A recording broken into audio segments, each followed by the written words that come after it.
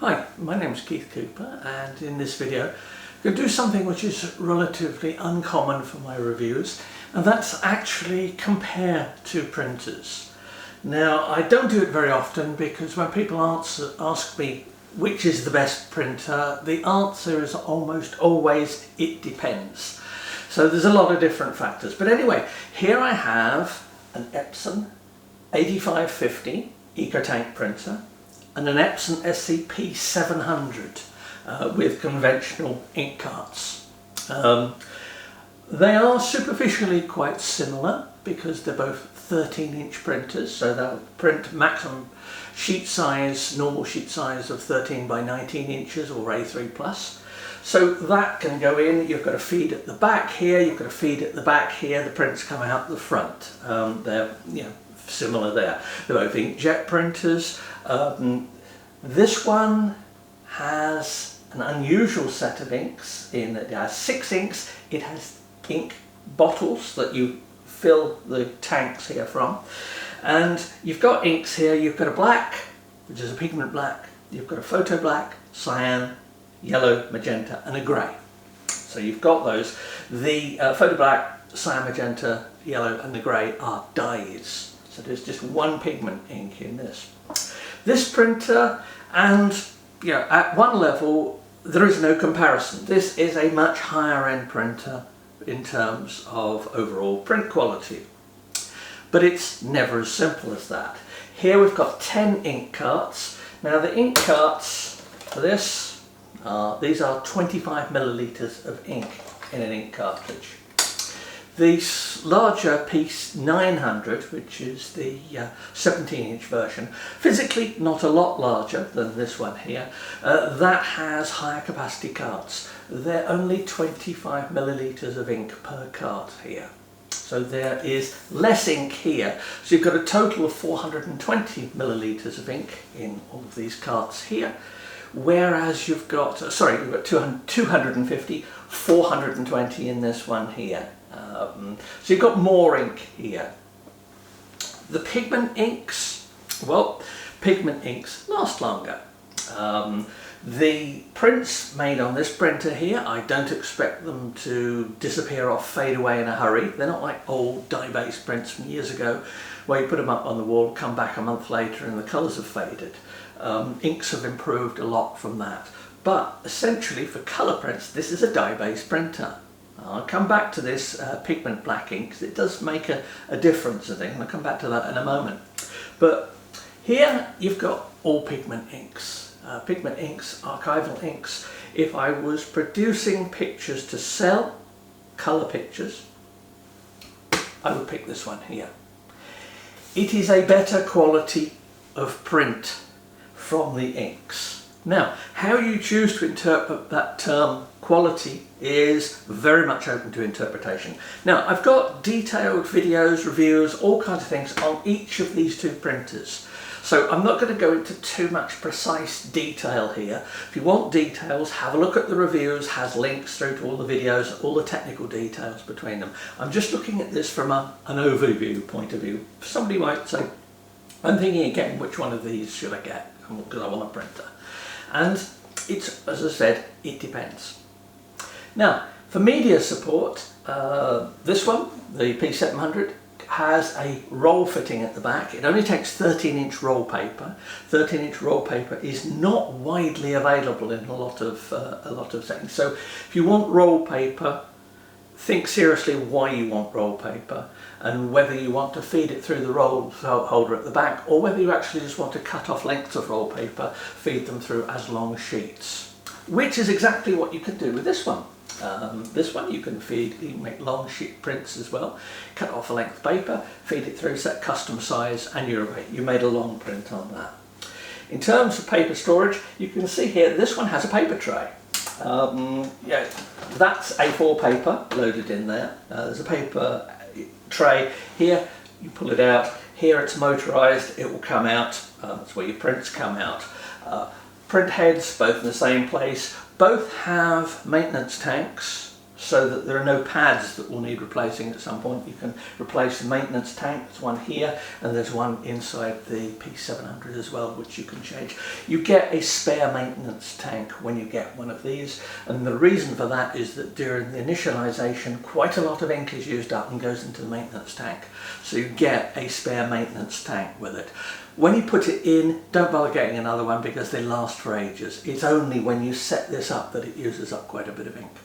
Now, there is one potential problem I know some people are concerned about, that when you set this printer up, there is not a lot of ink left in these carts after it's filled all the lines and everything and it's sorted it out, and some of it's gone into the waste tank here. So you're going to need replacement inks much sooner for this printer than you will this one. This one, the tanks last for ages, which when you think there's only 70 millilitres of ink going into it from each bottle, it's not that much really. So I think this one is relatively more frugal with ink than this. Could just be because of the size. I would say I don't get to do precise testing of lots of identical images to work out exact ink levels. I have got some links to places which have looked at overall print costs, but they are somewhere that you start doing your calculations from. It's very difficult. I would need a lot of ink and a lot of paper and vastly more patience than I've got to actually work out ink usage levels and costs. Mentioning costs, I don't know how much these printers cost around the world because they vary from market to market with special offers depending on how Epson wants to promote one or the other and what they've got in stock. So all I can say is look at your local prices and look for deals and see whether you can find something. Incidentally, the numbers may vary. It's a P700 here in the UK. This is an ET-8550. It does have some other names around the world. I can't remember. One of them is an L something. But anyway, you'll find it. They're the same basic printer. It's just for reasons known to themselves, Epson give slightly different model numbers in different parts of the world. There's usually nothing different in parts of the actual printer itself. Now, with this, there's a straight through media path. There is, through this, you can feed stuff through the back here. It's much easier to do here. You open the mechanism at the back and pull this out, and there is a straight, you load a sheet in here, gets drawn in, goes through. It's nice and easy to use. A little bit more awkward to use on here. I've covered it in the reviews and some videos as well. Now I've got the lids up on both of these. You can see the two screens. The screen here on the P700 is a very nice screen. It's a good quality screen. You can see the image that's being printed on it. There's also lighting in here so you can see what's going on when the printer's coming through. There's a distinct feeling that much more was spent on the screen here and the setup for it than the one here. This is a lower level screen. It doesn't really affect the printer at all, but does just make this a bit nicer to use. In particular, having the light inside, I found that quite useful because when I'm doing testing work, I want to see what's happening straight away. I don't necessarily want to wait for the print to start coming out here. Like that. And as I say, that extends further there. So I don't really want to wait that. I want to see what's happening there if I'm testing something. So just one of those things. On this printer, however, it's a multifunction device. It has, as well as paper trays, and it has an extra paper tray at the top that takes very small paper. I would say do not try putting photo paper in this other than very, very thin photo paper, and definitely not double-sided. The duplex facilities on this really are intended for plain paper, and that's where we come to a bit more of the functionality of this one. This one is aimed partly as a home office printer as well. So if I put the lid down there, I've got a scanner. Now, it's not a big scanner. It'll comfortably do legal paper size. A4 sheet will fit on it nicely. I've looked at using the scanner. It's a good enough quality scanner. I've used this for scanning watercolour and producing greetings cards from it. All in one, just doing this. So it's nice for that. There's no document feeder or anything like that. But seriously, if you want an office printer with a document feeder and that, get an office printer, an out-and-out office printer. This is a nice printer that has some office functions as well as printing pictures. Now, what about print quality between the two? Well, apart from the caveats about that quality is one of those things that means something subtly different to every single person who ever asks me about it. There are no defined standards. If they are, they're of no use to anybody. So, what do I mean by print quality? Well, I mentioned that pigment inks last longer here. If I'm using the P700 with a good ICC profile, I get a very nice wide gamut on some papers. It varies from paper to paper. I get good performance up there. Now, this has two blacks. It has a photo black and a matte black for different types of paper. It automatically swaps. The previous version of this, the P800, used to have a black ink swap where you had to swap over black inks. This one doesn't. So both blacks are in all the time. Has a violet ink there and two greys, which expand the range and tonality. You get very smooth gradients, nice colours, prints very well with this one. What about this one with just these fewer inks? Well, surprisingly good. And good enough that most people wanting to do printing, unless they're really into printing, colour management and other stuff, are not going to notice significant differences. Now, when I put two prints next to each other, and I can't show it here on the video, the differences are not enough to show up on a video. If I put two prints next to each other, superficially, they're going to look fairly similar. With dye-based inks, if I print on a glossy paper, the print can actually look better in terms of its surface reflectiveness from the dye-based inks here than it does the pigment-based inks here. So it's very much about paper choice. If I wanted to make lots and lots of glossy prints, the dye-based inks sometimes look a bit better because you can see on very glossy papers with pigment inks. This goes for all pigment ink printers, even the much bigger ones here, Canon ones as well. When you get a very glossy paper, you look at a shallow angle and you can see a slight surface texture from the ink laying on the surface with pigment inks. So think of that if glossy colour prints are important to you. I don't do glossy colour prints very often. For colour, I'll normally pick something, for larger prints, a luster or pearl type paper. And there the differences between the two in terms of surface texture are much more difficult to see.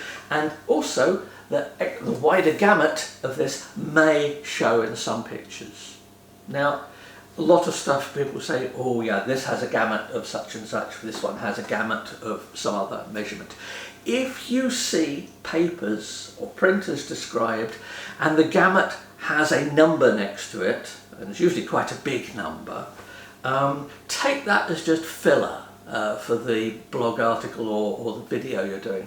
Those numbers are essentially meaningless. I've got all the kit to calculate and measure this stuff, and there's very good reasons why I never ever include it in reviews. Because people see numbers, they go, number A is bigger than number B, number A must be better.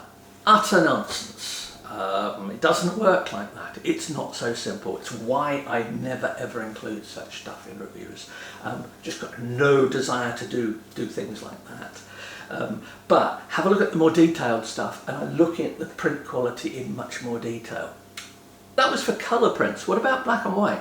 Well, it turns out for black and white, with the two greys here, and some colours do get used as well, and the black, and if you use the software, the ABW, the black and white print mode for this printer, you can get very good black and white results. Now, on some papers I've detected a little bit of bronzing on black and white. It tends to be on sort of certain luster type finishes, where you may find that printing at a lower than optimal print quality setting, so don't turn everything up to 11, going for one of the mid quality settings, which are perfectly good for black and white may give you better results and not give you the slight bronzing I detected on this.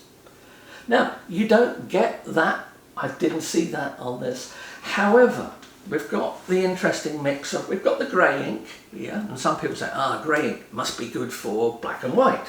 Well, maybe, but the main reason of having a grey ink in here is it allows the use of strong primary colours, or secondary colours in this instance, the stronger colours to be diluted with the grey. So the grey is not really about greyscale images. If you have the black, the grey and the colours, it works well. You can, with a colour profile, get fairly good results for black and white, but it is very dependent on the paper on this. I would say between the two printers, in terms of using profiles for getting optimal results for colour images, it is much easier to get hold of profiles for this printer. Very few people produce profiles for this. Now, I've produced a few. They're listed in the main written review for the printer, and they're available for non-commercial use on request if you want to experiment with them. But if you're interested in aspects of print quality, have a careful read of what I've put together of the review for the 8550. It is capable of very good results. It is also capable of pretty so-so results if you don't take the right care in using it. This one is much better out of the box. This one needs work. So once again, depends on what aspects of print quality are important to you. But certainly if somebody asked me, said, I want to print black and white, which one of these should I pick? I'd go this one every time. The black and white is much easier and better on here. Add those two together, that makes a decision for me. If I want a more general paper printer, let's say I'm relatively new to printing, I'm not really bothered about the intricacies of the absolute best quality of prints, because perhaps I've appreciated that nobody ever sees that in prints other than photographers. Then here I have a very nice printer that I would be happy to use to produce prints to give to people. As I said, if I had a business and I was selling prints, well, apart from that I want something bigger, I'd be happy with the prints of this. I wouldn't say I'm unhappy, but from a marketing point of view, I can sell prints made on Pigment inks and fine art papers better with this than I can the other. Another aspect to consider in choosing between the printer is the software you're going to use. Now, I can happily drive both of these from Photoshop. No problem there. They work with Lightroom as well, and loads of other Affinity Photo. No difficulty in driving it there. I would suggest if you get either printer, you give the Epson Print Layout software, it's free. Give it a go. You can use it as a plug-in for Photoshop, or you can use it standalone for printing.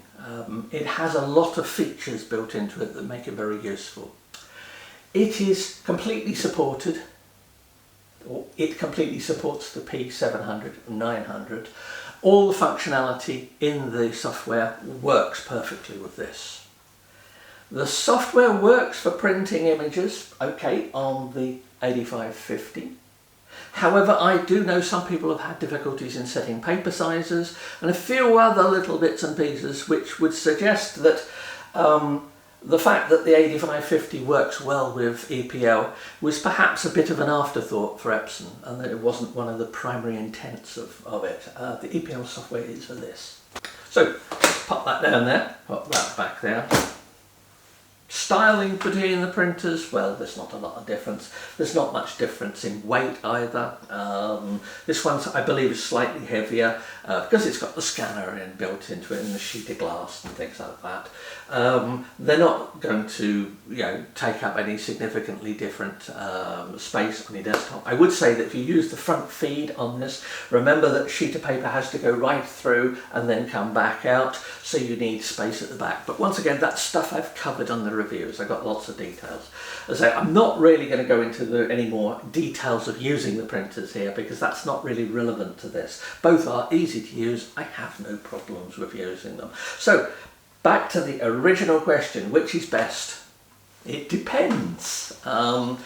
If you have experience in printing, you want to take your printing up to another level from a cheaper printer, then the 700 is an excellent way to go. If you like black and white printing, and if things like prints coming out dead on black and white, not with a slight colour tint, then the 700 gets it. However, if you're getting a bit more into printing, you don't really want all the trouble and expense of this one, and the ink carts are not cheap, and you will need a set of them not long after, perhaps 50 prints after you've set this up. Then the economics of the ink tanks here probably appeal to you. Now, just one little thing I will mention here on the 8550, because of the combination of black inks here, the pigment ink and the dye-based black, the two different blacks. If you use some media settings on this, then both blacks are used. Now this is using the VFA, the Fine Art media setting on this printer. Now I've covered this in detail elsewhere, but it does mean that you can actually get on some fine art papers, which normally I tend to use for black and white or fairly flat colour images, you can actually, with the right papers and profiles, produce really interesting looking prints on here on art papers. I was quite surprised by it, by the combination of the dyes and the pigment together. But as ever, that's not out of the box, that's with some experimenting. So it really depends on how much experimenting you want to do. So I hope that gives an overview of the capabilities of them. Please feel free to ask questions in the video comments. I'm happy to do that. I've still got both printers here till I take them back to Epson sometime. And yeah, I will be doing some more. I've done lots of 8550 videos. I did a few, I only had this originally for a while, so I've got it back, so I'm going to be doing a few more 8550 P700 videos coming up. And if you've got any specific questions, let me know. If you want to know about profiles, check the written reviews on the Northlight Images site, because they list which profiles I've got. Drop me an email. As I say, they're free for non-commercial use. If you want to use them commercially, well, you know, we can sort that out. A donation would be appreciated. But I hope that's been of use, and thank you very much for watching, and please do subscribe to the channel. Thank you.